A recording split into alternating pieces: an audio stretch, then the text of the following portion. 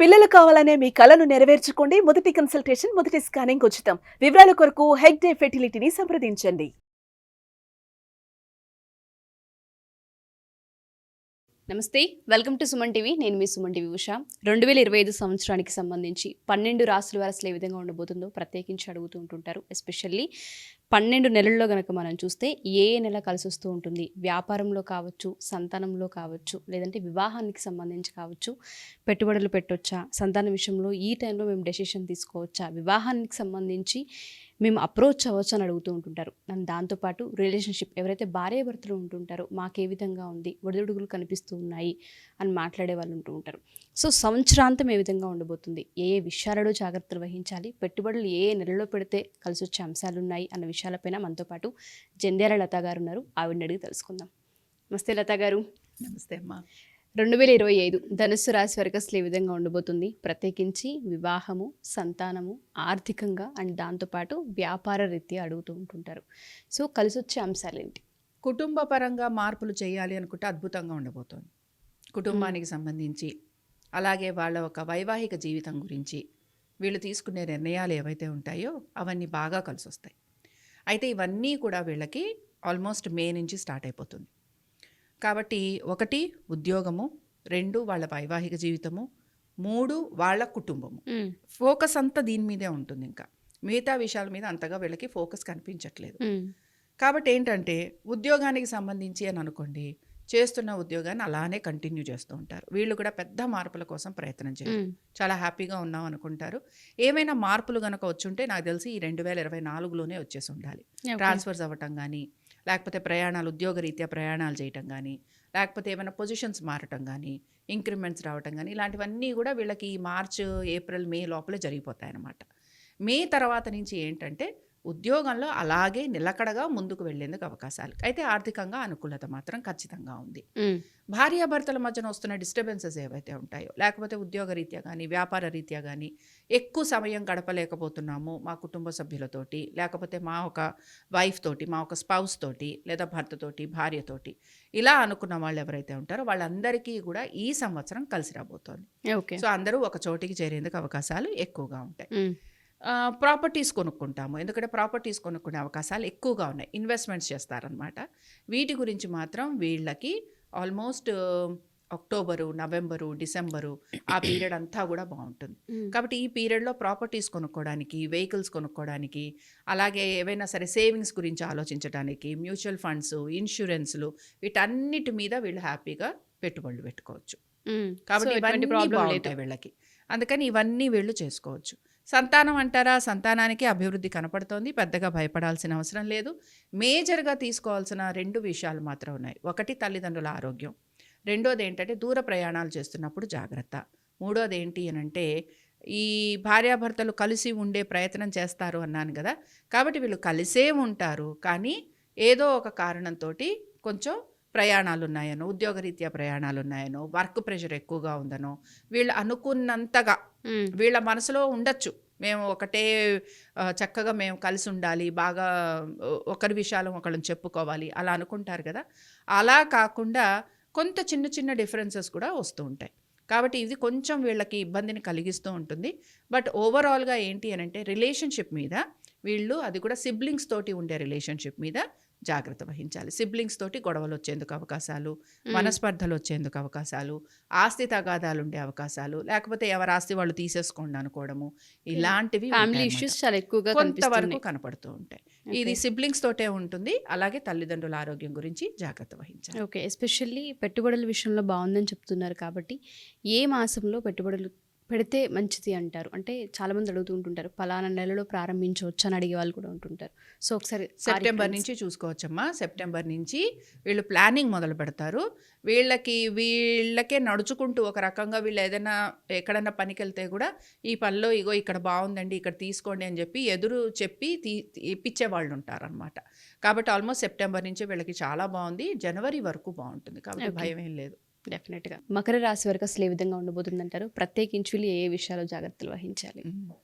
ఇప్పుడు ఇక్కడ అసలు విషయం ఏంటంటే మకర రాశి వారు, కుంభరాశి వారు, మీనరాశి వారు అందరూ కూడా మా ఏళ్ళనాడు శని ఎలా ఉండబోతుంది అని అనుకుంటారు కదా. అవును. కాబట్టి ఉగాది పంచాంగం వచ్చాక ఎట్లానో మకర రాశి వారికి ఏలినాడు శని అయిపోయింది అని చెప్తాం, కానీ బట్ ఒక రకంగా మనం సంవత్సరం అంతా మాట్లాడుతున్నాం గనక ఉగాది తర్వాత నుంచి ఇంకా వీరికి ఏలినాడు శని ప్రభావం తగ్గుముఖం పడుతుంది అని చెప్తాను. ఒక్క విషయం ఎప్పుడు గుర్తుపెట్టుకోవాలి, ఏలినాటి శని ప్రభావంలో మొత్తం 7.5 ఏళ్ల సమయంలో ఒక 2.5 ఏళ్ల పాటు కొంచెం ఒడిదుడుకులు ఉంటాయి. మొదటి 2 సంవత్సరాలు లేకపోతే 3వ సంవత్సరం ఉంటుంది, 1వ సంవత్సరం ఉంటే 2-3 ఉండకపోవచ్చు, కొంతమందికి 7.5 ఏళ్ళు కూడా ఉండొచ్చు. బిజినెస్ చేసేవాళ్ళు ఎవరైతే ఉంటారో వారికి ఈ ఏలినాడు శని ప్రభావం ఎక్కువగా ఉంటుంది. గవర్నమెంట్ ఉద్యోగులు ఎవరైతే ఉంటారో వారికి, ఇలాగ కొన్ని వృత్తుల్లో ఉన్న వాళ్ళకి అధిక శాతం కనపడుతూ ఉంటుంది. ఓకే. అందుకని ఒక రకంగా చెప్పాలంటే కొంత వీళ్ళకి దాని ప్రభావం తగ్గుతుంది అంటాను. ఇప్పుడు మనకు సైక్లోన్ వచ్చిందనుకో, సైక్లోన్ వచ్చిన తర్వాత మొత్తం ఎలా ఉంటుంది, సైక్లోన్ ఆఫ్టర్ ఎఫెక్ట్స్ కొన్ని ఉంటాయి కదా, అలాగే దీన్ని కూడా అనుకోవాలి. మొత్తం 7.5 ఇయర్స్లో ఎక్కడో అక్కడ కొంత డ్యామేజ్ జరుగుతుంది గనక ఆ డ్యామేజ్ గురించి వీళ్ళు ఆలోచన చేస్తారు. అది కరెక్ట్ ఏ డ్యామేజ్ అయినా అవ్వచ్చు, వృత్తిరీత్యా అవ్వచ్చు, వాళ్ళ పార్ట్నర్షిప్స్ అవ్వచ్చు, వాళ్ళ ఉద్యోగాలు అవ్వచ్చు, వాళ్ళ హెల్త్ అవ్వచ్చు, వాళ్ళ వెల్త్ అవ్వచ్చు, వాళ్ళ ఇన్వెస్ట్మెంట్స్ అవ్వచ్చు, ఏదైనా అవ్వచ్చు. కాబట్టి ఇక్కడ వీళ్ళల్లో వచ్చే మార్పు ఏంటి అని అంటే, ఉద్యోగం ఏదో ఒకటి ఉందిరా నాయన, మేము ఇక మారకుండా ఇందులోనే కంటిన్యూ అవుతామని అనుకుంటారు. ఏదో ఒకటి ఉంది ఫస్ట్, ఓకే, సర్వైవల్కి ఏదో ఒకటి ఉంది. 2024 వరకు ఎలా ఉంటారు, మధ్యలో ఉద్యోగం మారిపోదామా, మనకి ఇది అసలు అక్కర్లేదు, ఇది కాకుండా ఇంకోటి చేద్దామా, ఇలాంటి ఆలోచన చేస్తూ ఉంటారు. కానీ ఇప్పుడు వీళ్ళు తీసుకునే నిర్ణయం ఏంటంటే, ముందర అసలు ఉన్న దానిలో మనం నిలకడగా ఉందాం, మనం ఎక్కడికి మారద్దు, ఇందులో నాకు ప్రశాంతంగా ఉంది, నేను హాయిగా ఉన్నాను అని ఒక డెసిషన్ తీసుకుంటారు. రెండో విషయం ఏంటంటే, వీళ్ళ ఒక సంతానం గురించి డెసిషన్స్ తీసుకుంటారు. అంటే వాళ్ళ గురించి ఏమైనా ఇన్వెస్ట్మెంట్స్ చేయటం అనుకుందాం, వాళ్ళ గురించి కూడా మనం మ్యూచువల్ ఫండ్స్ లాంటివి తీసుకుంటాం కదా, అలాంటి వాటి మీద ఫోకస్ చేస్తారు. అంటే పిల్లల చదువుల గురించి, వాళ్ళ ఒక అభివృద్ధి గురించి ఫోకస్ చేయటం అనేది కనపడుతూ ఉంటుంది. ఓకే. కాబట్టి మెయిన్గా ఉద్యోగస్తుల విషయం చెప్పుకున్నాం, సంతానం గురించి చెప్పుకున్నాం. ఇంక ఇక్కడ వీళ్ళ ఆలోచన ఏ విధంగా ఉంటుందంటే, రిలేషన్షిప్ ఏదైతే ఉందో, అంటే ఇప్పుడు ఈ సంవత్సరంలో పెళ్లి చేసుకున్న వాళ్ళు ఎవరైతే ఉంటారో వీళ్ళు విశ్వ ప్రయత్నం చేస్తూ ఉంటారనమాట ఆ సంబంధాన్ని కాపాడుకోవడానికి. అందుకని ఏమనుకుంటారు, ఉన్న ఉద్యోగం చేస్తున్నాం చాలే అనుకుంటారు. మ్యాటర్ అర్థమైంది అంటే కాన్సన్ట్రేషన్ అంతా కూడా ప్రొఫెషనల్ లైఫ్ నుంచి పర్సనల్ లైఫ్కి కన్వర్ట్ అవుతుంది. సో పర్సనల్ లైఫ్ మీద ఎక్కువ ఫోకస్ ఉంటుంది కనుక ప్రొఫెషనల్ లైఫ్ని ఏదో రకంగా మనం లీడ్ చేసేద్దాము అన్న ఆలోచన కలుగుతూ ఉంటుంది. కాబట్టి ప్రొఫెషనల్ కంటే కూడా పర్సనల్ లైఫ్ మీద ఎక్కువ ఫోకస్ ఉంటుంది. సో పర్సనల్గా ఎక్కువ ఫోకస్ ఉంటుంది కనుక హెల్త్ మీద ఎక్కువ జాగ్రత్తలు తీసుకుంటూ ఉంటారు.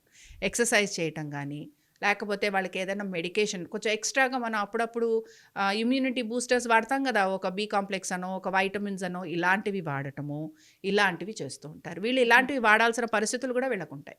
సో ఒకటి ఎక్సర్సైజ్ మీద ఫోకస్ చేస్తారు, రెండోది ఏంటి అంటే ఇమ్యూనిటీ బూస్టర్స్ లాంటివి వాడతారు, మూడోది ఏంటి అని అంటే రిలేషన్షిప్ మీద ఎక్కువగా ఫోకస్ చేస్తారు, నాలుగోది ఏంటి అని అంటే వాళ్ళ రిలేషన్షిప్స్ మీద, వాళ్ళ అన్నదమ్ముల మీద, వాళ్ళ సిబ్లింగ్స్ మీద, వాళ్ళ ఒక ఫ్యామిలీ మీద, వీటి మీద ఎక్కువగా ఫోకస్ చేస్తూ ఉంటారు. సో ప్రొఫెషనల్ లైఫ్ నుంచి పర్సనల్ లైఫ్ మీద ఫోకస్ అనేది ఎక్కువ ఉంటుంది. సో మానిటరీ వైజ్ ఎలా ఉంటుంది, ఆర్థికంగా వీళ్ళకి ఎలా ఉంటుంది అని చూస్తే, ఆర్థికంగా వీళ్ళు ఉన్న దానిలోనే ముందుకు వెళ్లేందుకే ప్రయత్నం చేస్తారు. కొత్తగా చేంజెస్ తీసుకొచ్చే ప్రయత్నం అంటూ ఏమీ చేయరు. ఓకే. సో ఓవరాల్గా ఏలినాటి శని ప్రభావం అయితే తగ్గే అవకాశం కనిపిస్తుంది. ఎప్పుడూ కూడా ఇలానే గుర్తుపెట్టుకోవాలి, ఏలినాటి శని వెళ్ళిపోయింది అంటే ఇమ్మీడియట్గా పాజిటివ్ రిజల్ట్స్ రావు. ఎందుకంటే డ్యామేజ్ ఆల్రెడీ జరిగింది కనుక డ్యామేజ్ నుంచి రీకూప్ అవ్వడానికి టైం పడుతుంది. ఓకే, అది గమనించుకోవాలి. కుంభరాశి వారి కనుక మనం చూసుకుంటే నూతన సంవత్సరం 2025 అసలు ఏ విధంగా ఉండబోతుంది అంటారు? ఈ సంవత్సరం వీళ్ళ ఆలోచనలు మాత్రం చాలా బాగున్నాయి. దేని మీద ఆలోచన? ధనం మీద ఆలోచన. ఓకే. ఎంతసేపు బాగా డబ్బు ఎలా సంపాదిద్దాం, బాగా సుఖంగా ఉండాలంటే ఏం చేయాలి. మనం నవ్వుకుంటున్నాం కానీ ఇది నిజం, వీళ్ళ ఆలోచన దీని మీదే ఉంటుంది. బాగా డబ్బు సంపాదించేసి బాగా సుఖంగా ఉండి హ్యాపీగా లైఫ్ని లీడ్ చేయాలి. ఎన్ని రోజులు కష్టపడతాం, ఎన్ని రోజులు ఈ గోల అన్న ఆలోచన ఎక్కువగా ఉంటుంది. Okay. So positive bent of mind ఉండటం మంచిదే, కానీ కష్టపడకపోవడమే ప్రాబ్లం వస్తూ ఉంటుంది. వాళ్ళ మీద వాళ్ళకి ఓవర్ కాన్ఫిడెన్స్ అనేది పెరుగుతూ ఉంటుంది. చూడండి, ఇందాక నేను చెప్పినవన్నీ కూడా ఎందుకు కష్టపడాలి అన్న ఆలోచన వచ్చింది అని అంటే సుఖపడదామనేగా. సుఖపడటం కోసం అని ఏం చేస్తున్నాం, మనం చేయాల్సిన పనులని దాటేస్తున్నాం. అందుకని ఏంటంటే వీళ్ళకు వచ్చే ఆపర్చునిటీస్ని వీళ్ళు చక్కగా వాడుకోవచ్చు. చేస్తున్న ఉద్యోగాన్ని కంటిన్యూ చేయొచ్చు. ఎంజాయ్ చేయాలి అనుకుంటున్న వాళ్ళు హ్యాపీగా లైఫ్ని ఎంజాయ్ కూడా చేయొచ్చు, తప్పేమీ లేదు. అప్పుడు ఎప్పుడు కష్టపడాలని నేను చెప్పను. కాబట్టి ఏంటంటే ఎంజాయ్మెంట్ కూడా అవసరమే జీవితంలో. ఈ సంవత్సరం అంతా వీళ్ళు లైఫ్ ఎంజాయ్ చేయొచ్చు అనే చెప్తాను. బట్ ఏంటి, ఆర్థికపరమైన విషయాలలో మంచి డెసిషన్స్ తీసుకోవాలి. అంటే మనం చేసే ఇన్వెస్ట్మెంట్స్ కానీ, మనం చేస్తున్న పెట్టుబడులు కానీ, మనం కొనుక్కుంటున్న స్థలాలు కానీ, పొలాలు కానీ, ఇలాంటివన్నీ కూడా అవకాశం వచ్చింది కదా అని చెప్పి ముందు వెనక చూడకుండా చేయకూడదు. ఓకే, ఇదొక్కటే వీళ్ళు గుర్తుపెట్టుకోవాలి. అంటే పొజిషన్ బాగుంది, అనుకున్న వెంటనే డబ్బులు వస్తున్నాయి చేతికి, ఎంజాయ్మెంటు వస్తుంది, పొలాలు స్థలాలు వస్తున్నాయి, కానీ ఎలా ఉంటున్నాయి జాగ్రత్తగా చేసుకోవాలి. ఎందుకంటే వీళ్ళు తర్వాత ఏమైపోతారంటే లిటిగేషన్లలో ఇరుక్కునేందుకు అవకాశాలు ఉంటాయి. అందుకని అంటే ఇప్పుడు చేసే ఇన్వెస్ట్మెంట్స్ నేను మాట్లాడుతుంది నెక్స్ట్ ఇయర్కి. అందుకని వీళ్ళు ఏం చేయాలంటే ఏవైనా స్థలాలు, పొలాలు, ఇళ్ళు, వాకిళ్ళు ఏమైనా కొనుక్కుంటుంటే కనుక అవి ఫేర్గా ఉన్నవి, ఎటువంటి ఇబ్బంది లేనివి చూసి కొనుక్కోవాలి. ఓకే, భార్యాభర్తల మధ్యన కొంచెం డిస్టెన్స్ అనేది పెరుగుతుంటుంది. అంటే ఈయన ఒక మాట అంటే ఆవిడ ఇంకో మాట అంటూ ఉంటుంది అనమాట. కాబట్టి ఇద్దరి ఆలోచనలు కలవకుండా ఉండేందుకు అవకాశాలు ఉంటాయి. ఇప్పుడు ఈయన ఎంజాయ్ చేద్దామంటారు అనుకోండి హస్బెండ్, వైఫ్ కాదు నేను పూజ చేసుకుంటా అందనుకోండి, అక్కడ ప్రాబ్లం వస్తుంది. అందుకని ఇలాంటి క్లాషెస్ వచ్చేందుకు అవకాశాలు ఉంటాయి. ఒకళ్ళు ఒక మాట అంటారు, ఒకళ్ళు ఒక మాట అంటారు. అందుకని ఇద్దరు ఒక మాట మీదకి ముందుకెళ్లేందుకు ప్రయత్నం చేయాలి. ఎక్కడో అక్కడ కాంప్రమైజ్ అవ్వాలి. సో కాంప్రమైజ్ అవ్వాలి, చేసే పనుల మీద కొంత దృష్టి పెట్టుకోవాలి, ఎంజాయ్మెంట్ ఖచ్చితంగా చేస్తారు, ఆర్థికమైన విషయాల మీద ఫోకస్ ఎక్కువగా ఉంటుంది, అవి కూడా సాధించేందుకు ప్రయత్నం చేస్తారు. ప్రయాణాలు లాంటి వాటి మీద, విదేశాలకు వెళ్ళాలి, ప్లెజర్ ట్రిప్స్ అంటాం కదా, ప్లెజర్ ట్రిప్స్ మీద ఎక్కువగా ఆసక్తి ఉంటుంది. అంటే తీర్థయాత్రల మీద కాదు నేను అంటోంది, ప్లెజర్ ట్రిప్స్, విదేశాలకు వెళ్ళడము, హ్యాపీగా అక్కడ ఎంజాయ్ చేసి రావాలనుకోవటము, ఇలాంటివి అనమాట. తర్వాత ఏంటంటే ఈ భార్యాభర్తల మధ్యన ఈ కోయిన్సైడ్ అవ్వవు, వీళ్ళ ఆలోచనలు కోయిన్సైడ్ అవ్వవు. దాంతో కొంత వీళ్ళు నిరుత్సాహపడుతూ ఉంటారు. బట్ కొంతవరకు కాంప్రమైజ్ అయి ముందుకెళ్ళగలిగితే బాగుంటుంది. ఓకే, సో సంతానం కోసం ప్రయత్నించే వాళ్ళకి అండ్ వివాహం కోసం ప్రయత్నించే వాళ్ళకి ఎస్పెషల్లీ అండ్ వ్యాపారంలో పెట్టుబడులు పెట్టాలనుకునే వాళ్ళకి ఏ మాసాలు బాగున్నాయని చెప్పొచ్చు అంటారు? సంతాన ప్రయత్నం చేస్తున్న వారికైతే కొంత ప్రతికూలత ఉంది. వీళ్ళ సంతానం విదేశాలకు వెళ్ళాలి అంటే వీళ్ళకి అనుకూలంగా ఉంటుంది. అలాగే పెట్టుబడులు పెడతాము అన్న వాళ్ళందరికీ కూడా ఇందాక నేను చెప్పినట్టు మే నుంచి వీళ్ళకి బాగానే ఉంటుంది.